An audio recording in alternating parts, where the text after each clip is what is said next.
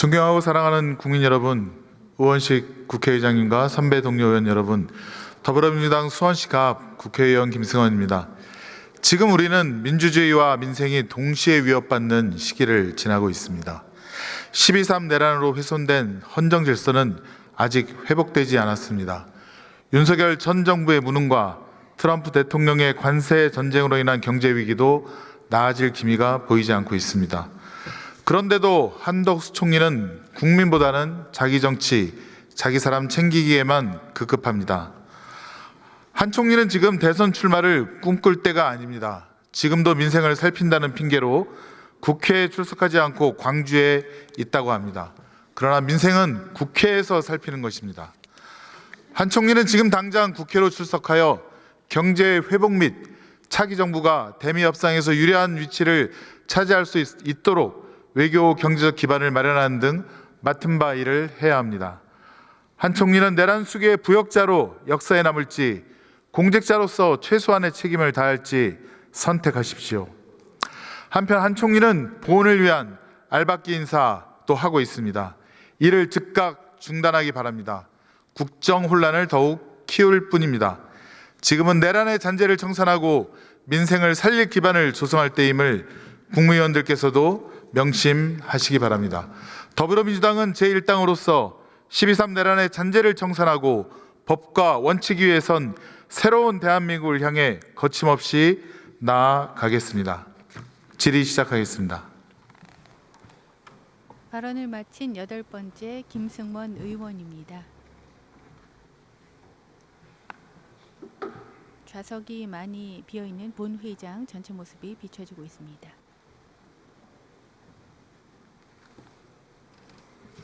국무위원석에 지금 오늘 사실 정부를 대표해서 한덕수 총리가 이 자리에 나와야 되는데 안 계시니 어쩔 수 없이 최상목 부총리께서 나와주시기 바랍니다. 출석 예정 대상자 10명 중 9명이 자리하고 있습니다. 네, 부총리님. 지금 국민의힘 정말 3년 내내 민주당 탓만 하는 것 같습니다. 본인들이 정권을 잡았으면 국가를 위해서 국민을 위해서 해야 할 일을 해야지 아직도 문재인 정부 타령하고 민주당 타령하고 올바른 자세는 아닌 것 같습니다. 부총리님께서도 그러신 건 아니시겠죠? 글쎄요, 어떤 부분을 가지고 그렇게 말씀을 하시는지. 아니 아까 박선 의원님이 계속 민주당 탓, 전 정부 탓하고 있는 거 아닙니까? 네, 하여튼 알박기 인사 말씀드리겠습니다. 지금 문재인 정부 때 알박기 인사를 몇 명을 했다고 하는데 지금 우리가 문제를 삼는 거는 12.3 불법 계엄 이후에 4월 11일까지 대행들께서 공고를 낸 게 101건입니다. 공공기관 장이라든가 임원에 대해서. 그게 알박기 인사라는 겁니다. 그리고 그 과정도 보면 문재인 정부가 인사한 사람이 2년이나 있었는데 쫓아내려고 다른 사람을 추천했다가 용산 대통령실에서 빵꾸를 내갖고 돌려보내갖고 그 인사를 교체하지 못하고 계속 있게 했다. 이런 제보도 있습니다. 아니 자기들끼리 그냥 뒤죽박죽 해갖고 이렇게 하면서 그거조차도 알박기 인사라고 하면서 국민을 속이고 호도하고 민주당 탓을 하는 것, 그것은 사실에도 맞지 않고 국민의힘이 그렇게 주장할 바도 못 된다 이렇게 생각을 합니다. 알박기 인사 정말 심각합니다. 지금 49일이면 새로운 정권이 새로운 대한민국이 출범을 하는데 지금 3년짜리 인사를 갖다가 지금 공고해 갖고 지금 임명하겠다? 그럼 대통령이 대통령의 철학을 어떻게 모세혈관 같은 곳에까지 어떻게 지역이 집행을 하는지에 대한 그런 고려가 전혀 없다는 것 아닙니까? 그렇지 않겠습니까? 그 점을 유의해 주시기 바랍니다. 4월 8일 국무회의에서 한덕수 대행이 이완규 법제처장을 헌법재판관으로 지명한 것에 대해서 묻겠습니다. 국무회의 전에 국무위원 간담회를 했다고 했는데 그때 헌법재판관 지명에 대한 논의랄까요? 한덕수 총리의 일방적인 발표가 있었다고 들었습니다. 그 자리에는 이완규 법제처장이 국무회의 배석자로서 함께 그 자리에 있었다고 합니다. 이에 대해서 부총리께서 알고 계십니까? 저는 그때 간담회 다른 일정에서 참석을 못했었습니다. 간담회는 없으셨고 국무회의는 참석하셨다고 네, 그러셨죠. 참석했습니다. 네, 그렇습니다. 국무회의에서 이 내용에 대해 이 헌법재판관 지명에 대해서 한두수 총리가 설명을 하던가요? 국무회에서는 설명이 없었습니다. 그러면 혹시 뒤에 계신 국무위원들 중에서 이완규 법제처장을 헌법재판관으로 임명하겠다 사전 간담회 때 현장에 계셨던 분 혹시 손을 드실 수 있습니까? 예, 2분 계셨고 3분 계셨고 잠깐만 좀 들어가 주시겠습니까? 국무위원이 손을 들었습니다. 유상임 장관님 혹시 잠깐만 예. 과학기술 아니 정보 저희가 통신부 이러는 이유가 이게 12.3 내란 사태랑 비슷한 것 같아요. 계엄 불법 계엄 선포하기 전에 사전에 대기실에서 과학기술정보통신부 계엄을 갖다가 유상임 그제서야 얘기하고 장관님들은 국무위원들 허겁지겁 이게 무슨 난리냐고 하면서 깜짝 놀라고 제대로 윤석열 전 대통령의 불법 계엄에 대해서 의견도 제시하지 못하고 그냥 대통령이 나가서 불법 계엄을 선포하는 것과 비슷한 구조 아닙니까? 한덕수 총리가 그럼 이완규 법제처장을 헌법재판관으로 지명한다고 했을 때 국무위원들께 의견을 묻던가요? 혹은 장관께서는 어떤 답변을 하셨습니까? 네, 그 권한대행께서 그 두 분을 헌재 재판관으로 임명하겠다는 의사를 간담회 때 말씀하셨고, 저는 개인적으로 그때는 뭐 국무위원들이 그 간담회 자리니까 어떤 의견도 할 수 있는 자리라고 생각을 했습니다.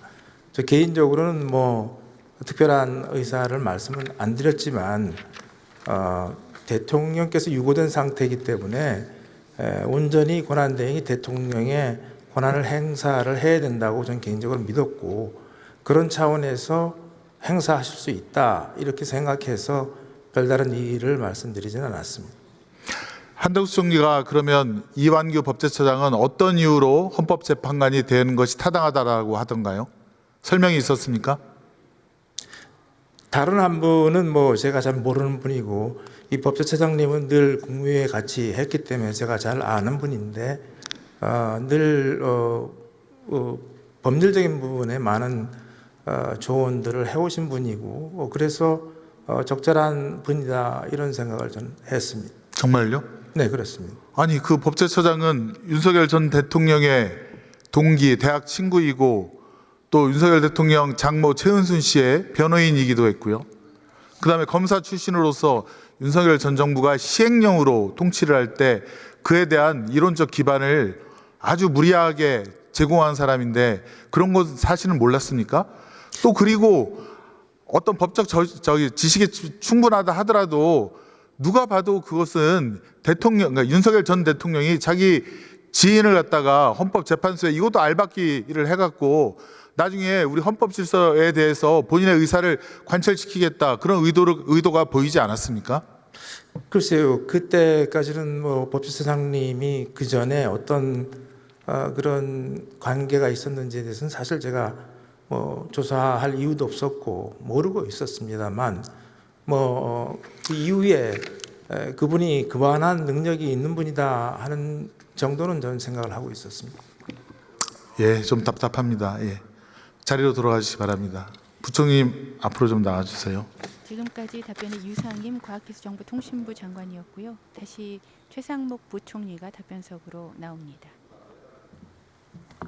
알박기 인사 관련해서 더 이 문제점을 구체적으로 말씀드리면 예컨대 뭐 이진숙 방통위원장이 사랑한다는 동생 신동호 씨를 이베 사장으로 다시 임명 강행을 한 것도 문제이지만 임기가 아직 한참 남은 대통령 기록관장을 윤석열 행정관 출신으로 교체하는 시도가 있었거든요. 돌이켜보면 박근혜 정부 때 박근혜 전 대통령이 탄핵되고 나서 그 다음 정부에 인수인계한 자료가 얼마나 되신지 아십니까? 잘 모릅니다. 100페이지 정도랍니다. 네. 4년이 넘게 일을 한 박근혜 전 정부가 문재인 정부에게 100페이지 정도의 자료만 넘겨주었다고 합니다. 목록이 6, 7페이지 정도밖에 안 됩니다. 나머지는 다 싹 소각, 파회, 파기해버렸을 겁니다. 지금 대통령 기록관장도 행정관을 임명한 것이 많은 자료들은 파기하고 그나마 기록물로 간 것도 본인의 행정관에 의해서 철저하게 숨기거나 어떤 훼손을 갖다가 충분히 예상할 수 있는 사안입니다. 대통령 기록물은 사초 아니겠습니까? 우리의 역사 아닙니까? 예? 부끄럽던 그렇지 않던 간에 그걸 갖다가 파괴하려는 그런 의도가 보이기 때문에 문제라는 것입니다. 이에 대해서 부총리의 견해는 어떠십니까? 그래서 제가 그 구체적인 사안에 대해서 인사에서 알지 못하기 때문에 네, 제가 뭐 말씀드릴 건 없습니다. 견해를 묻는 겁니다. 대통령의 측근이 대통령 기록물 관장으로 가서 역사에 남을 사초를 파괴하거나 아니면 훼손하거나 은닉하는 그런 경우가 있을 수 있기 때문에 그런 우려에 대한 견해를 묻는 겁니다. 그래서 어떤 공직자의 어떤 공직 수행에 있어서 그분이 뭐 어디 출신이고 어떤 부분에 대해서 제가 미리 그걸 지레짐작해서 말씀드리는 건 적절치 않다고 생각합니다. 지금 4월 8일 이게 지금 국무회의 있는 날인가요? 4월 8일이죠. 트럼프 미국 대통령과 한덕수 권한대행 간의 통화가 있습니다. 네네. 통화가 있었습니다. 근데 이게 지금 문제가 첫 번째 비공개 통화 내용이 언론에 보도되었습니다. 중앙일보에서 트럼프 대통령이 한덕수 권한대행에게 대통령 출마할 것인가 라고 하자 한덕수가 고민 중이라고 답했다는 내용입니다. 지금 한미 정상 간 통화에 대해서 2019년도에도 자유한국당 강효상 의원이 그 내용을 갖다가 유출했다가 외교상 기밀 누설 혐의로 기소되어서 징역형 선고받은 거 알고 계시죠? 네. 한미 간 예컨대 지금 권한 대행과 미국 대통령과의 통화는 몇 급 기밀에 해당합니까? 그래서 뭐 일단 기밀일 것 같습니다만 몇 급 기밀인지 잘 모르겠습니다. 상당히 중요한 기밀이겠죠. 근데 그게 지금 중앙일보에 유출이 됐어요. 조사하고 있습니까? 제가 확인해 보겠습니다. 네. 조사 안 하고 있는 것 같은데요. 아니 여기 오시면 총리를 대신해서 오신 거 아닙니까? 그러면 전반적인 것에 대해서 숙지를 하시고 의원들의 질의에 대해서 답변을 하셔야 국민들께서도 아실 거 아닙니까? 네. 근데 뭐 제가 여기 질의 요구서에 대해서는 나름대로 준비를 했습니다만 그 내용은 제가 가지지 못해서 네, 준비를 못했습니다. 그 내용에 또 보면 방위비 분담금을 포함해서 원스톱 쇼핑을 했다, 많은 양보가 있었다라고 하는 미국 측 언론 보도가 있었고요. 트럼프 대통령의 SNS가 있었습니다. 알고 계시죠? 네, 그건 알고 있습니다. 한국의 무역 흑자, 관세, 조선업, 그다음에 미국산 액화 천연가스 대규모 구매, 파이프라인에 대한 투자, 방위비, 원스톱 쇼핑 is a beautiful and efficient process. 얼마나 좋았으면 저런 표현을 썼겠습니까? 백악관 경제의장이 많은 양보를 얻어냈다. 이런 표현을 썼습니다. 도대체 얼마를 퍼준 겁니까? 양보한 건 절대로 없습니다. 제가 그 내용은 알고 있는데요. 그건 아니고 아마 트럼프 행정부와 트럼프 대통령의 표현 방식이라고 생각하시면 될 것 같습니다. 그럼 트럼프 대통령과 미국 국가경제위원장이 미국 국민을 대상으로 해서 거짓말 쳤다는 얘기입니까? 아니요. 저건 누가 봐도 한국이 제가 많이 양보를 했고 표현 방식이라고 말씀드렸지 네. 거짓말이라고 말씀을 드린 건 아닙니다. 표현 방식이 그러면 저게 우리의 양보와는 전혀 관계없는 것으로 아니 보이신단 왜냐하면 말입니까? 정상이 30분 통화해가지고 뭘 양보하겠습니까? 의원님께서 그렇죠? 그렇게 생각하시면 되지 않겠습니까? 자, 한 말씀 드리겠습니다. 방위비 분담금은 바이든 대통령 때 2024년 10월에 협정이 체결되었고 우리 국회에서 11월 달에 통과가 됐습니다. 네, 그렇습니다. 이거 재협상을 하려면 어떻게 해야 됩니까? 뭐 다시 그 절차를 거쳐야 되겠죠. 네. 아니죠. 양국이 합의해야 되죠. 네, 그러니까 그런데 서로 합의해야 되죠. 제가 우리가 지금 아까도 합의를 안 하면 말씀드렸듯이, 네, 방위비 협상은 저희가 지금 검토하고 있지 않습니다. 확실합니까? 네, 좋습니다. 방위비 협상에 대해서는 어떻게든 그걸 지키거나 혹은 유리한 협상을 받아내기 위한 어떤 지렛대로 사용하시는 그런 지혜를 발휘하시기 바랍니다. 네. 예, 들어가 주십시오. 질문 시 트럼프 대선 직접 나갈 건가라는 기사와 트럼프 대통령과 통화의 대가 물음표라는 내용이 시각적으로 김병환 보도됐습니다. 금융위원장님 앞으로 나와주시겠습니까?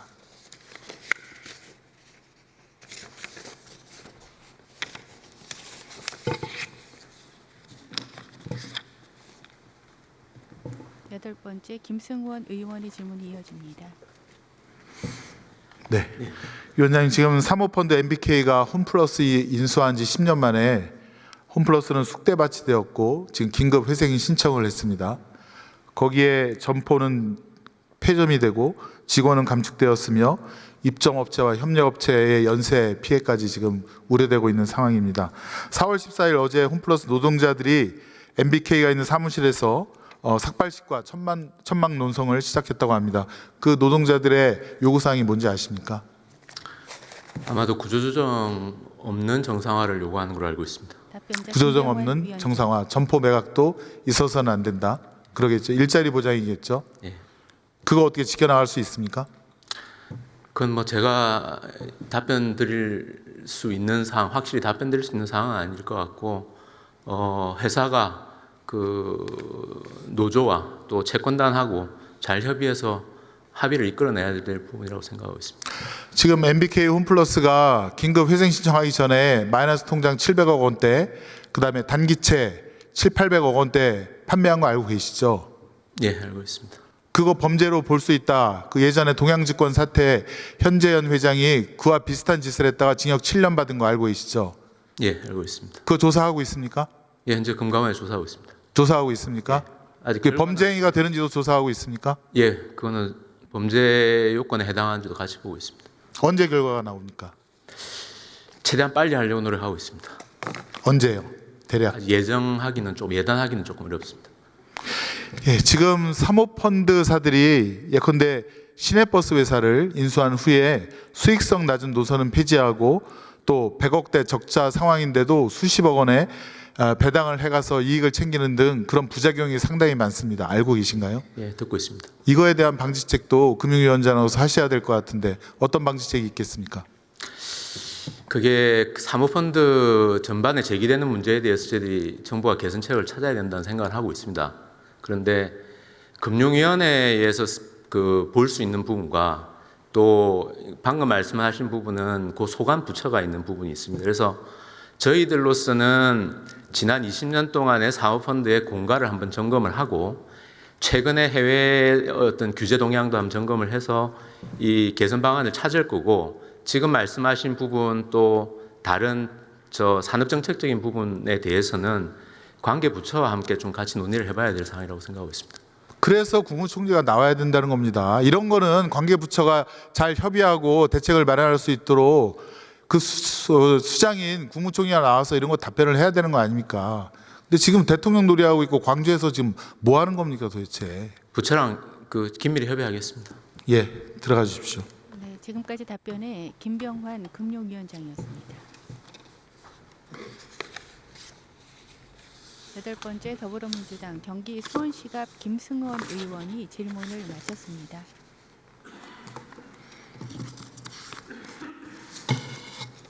의장석에는 우원식 의장이 앉아 있고 전체 본의장이 비춰집니다. 대부분의 예, 시간이 5초밖에 안 남았는데요.